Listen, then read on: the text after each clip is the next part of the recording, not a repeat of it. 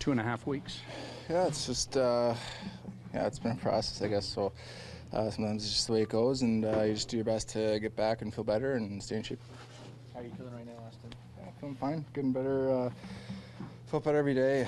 It's nice to get on the ice with the guys and kind of take reps in that kind of circumstance instead of just kind of skating by yourself. So you kind of get your timing and stuff back, which is a big key into kind of return to play.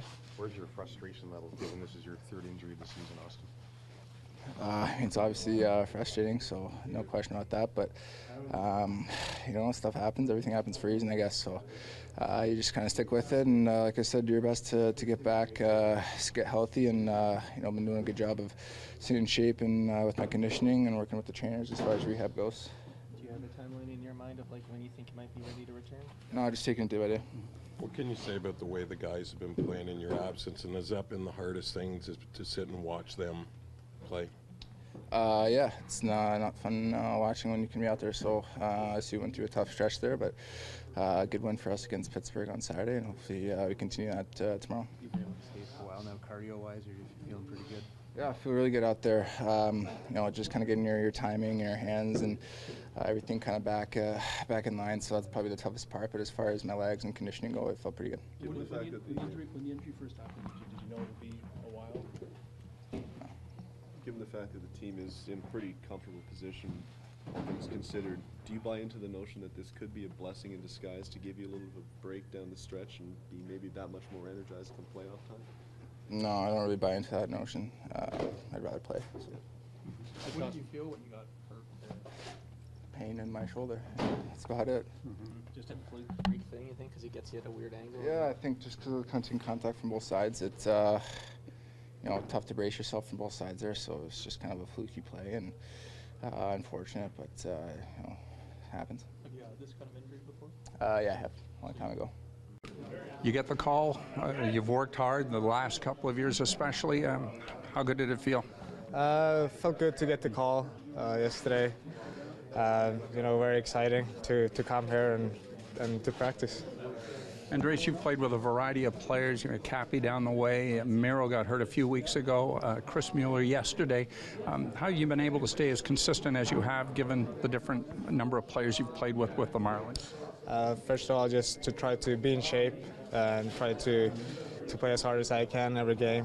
And then I feel like we have so many skilled guys in this organization. So if one guy gets injured, it's another skilled guy to come to play with you, and I feel like I find a lot of chemistry with a lot of guys down there.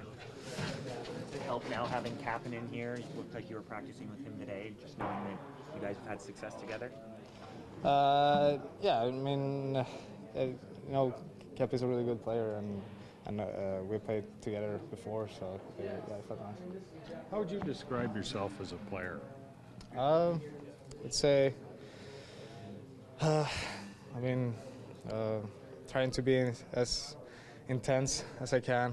I'd rather shoot before I pass, fast, and that's kind of it.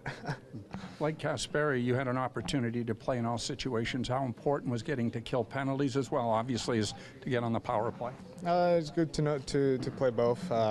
When you play in the penalty kill, then you really get the feeling how it is to be the PK, and if you can play the puck fast in power play, it doesn't matter really how good you are in PK.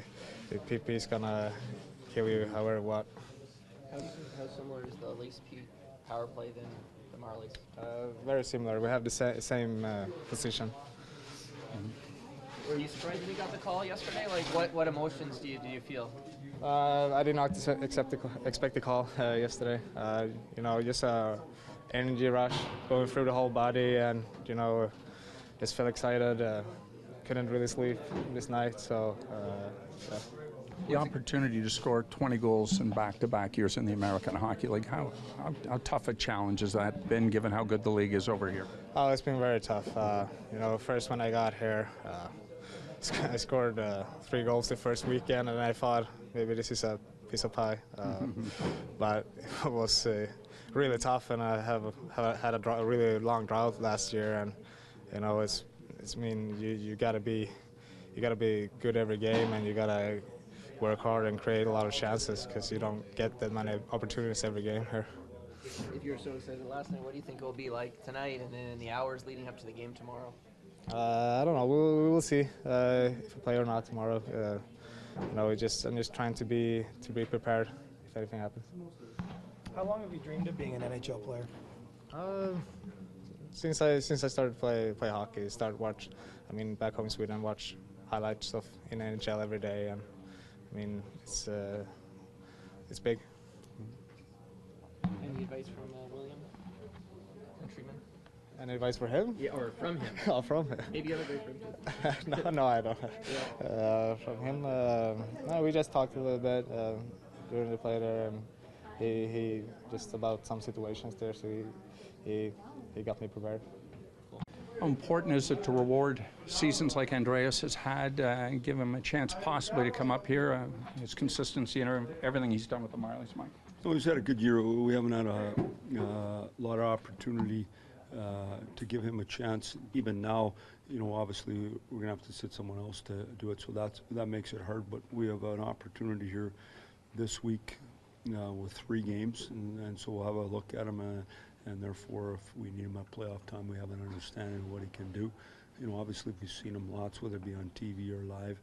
He's had a real good year.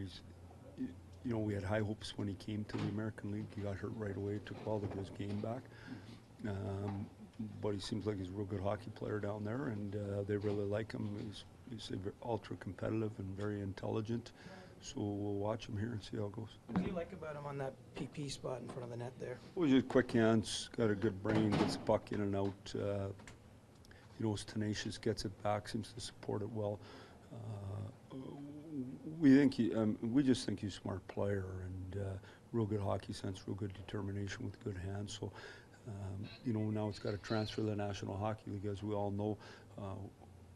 You never know 100%. You just you go with your best hunches and you see what happens. Is the plan to keep him up here for the foreseeable future, or is it to get him a game and then maybe get him back down so he's playing all the time? The plan is to dress him tomorrow night and then recreate a plan.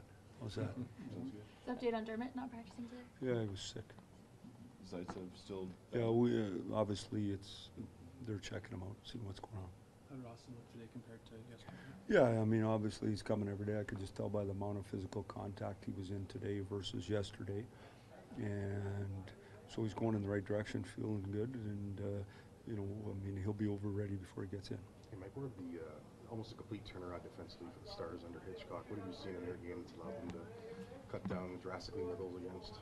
Well, Hitch is a serial winner. Everywhere he goes, he wins. That's just the facts. That's what he does, and that's what he's done forever, and so there's no surprise there.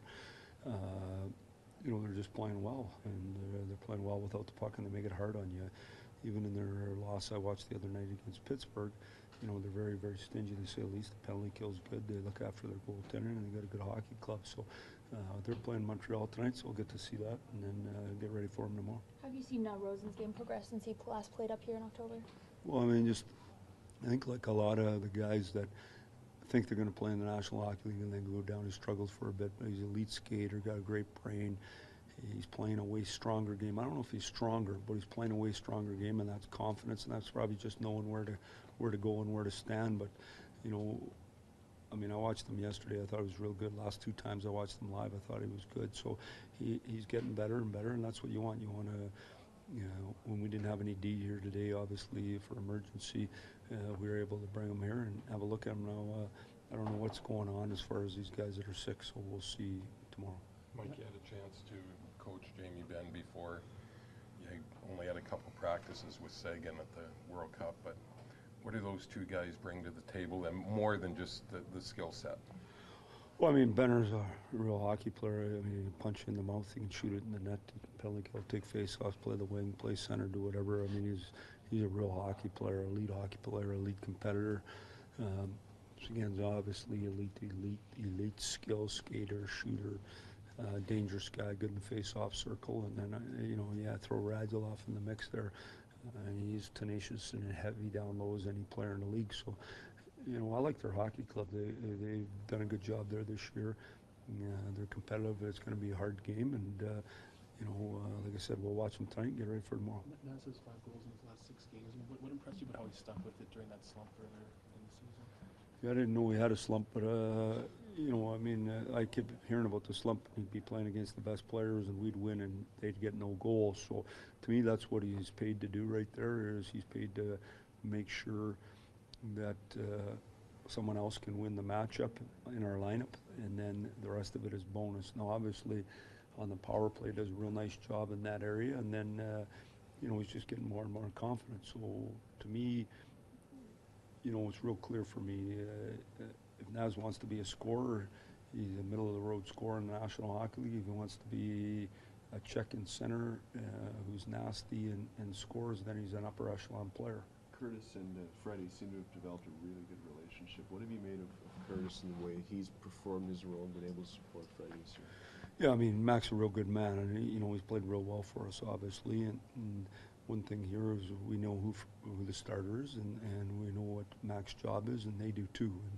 And just by being a good pro and a good person and knowing your job, I think that's a real way to support the starting goalie. So he's done a great job for us, to say the least. Ovechkin hitting that milestone last night. Where does he kind of rank in terms of the best pure goal scorers that you've coached against?